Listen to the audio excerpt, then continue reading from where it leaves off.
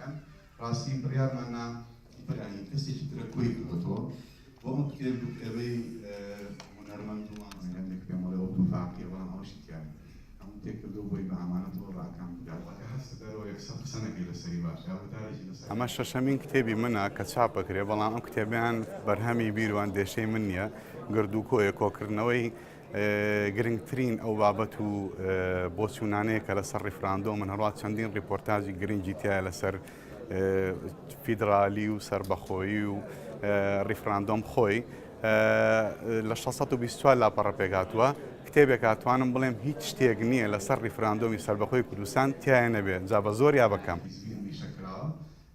تۆزێک دوام خست بۆ دوای وەکو بڵێم دایم وا بیرەکەمەوە وێنە دەستخۆشی لە بەرهەمعەلیەکن کە توانی لەم ساتەدا ئەم کۆمەڵە وتاری کۆمەڵی نووسەر و سیاسەتمەدار کۆ بکاتەوە لە دووتوی بەرجی کتێبێکی ئاوادا تەواو کاتەوە کارێکی زۆر بەرز بەرنرخێت و داوای سەرکەوتن دەستخۆشی لێکین بۆ کارەکانی داش.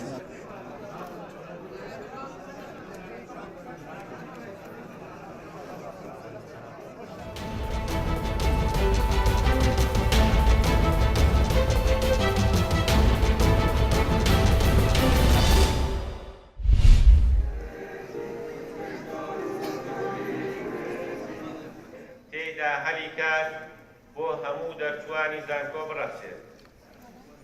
لای هەمووتان ئاشکرایە ئەو گەنجی بە ئەزمون و لاوی خوێنگەرم پێشکەش بە کۆمەڵ و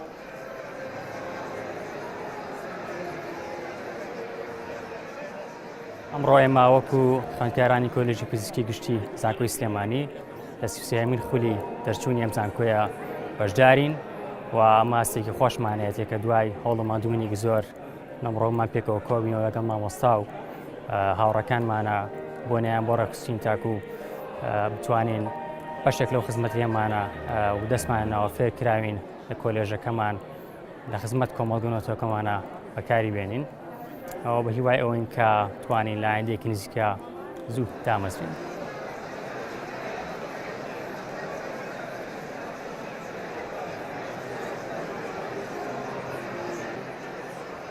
هەست بە خۆشێکی زۆرەکەم ئەمڕۆ کە لە ئاهەنگی دەرچوونی من بەشی کۆلێژی پزیشکی گشتی بووم تاوام کرد هیوادارم ئەو شەهادەیە کە بەدەستێنین لە خزمەتی خەڵکا بێت.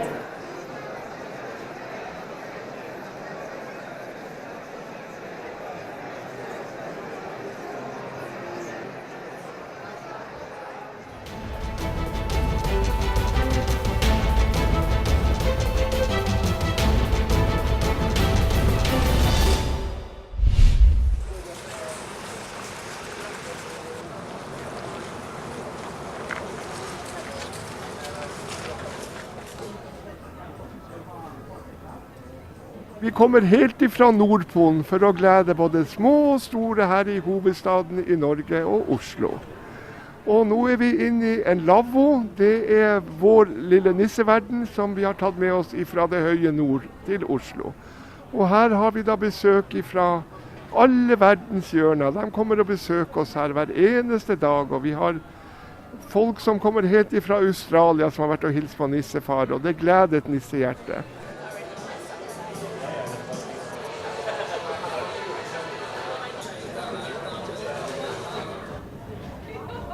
Designar och lagar smycken.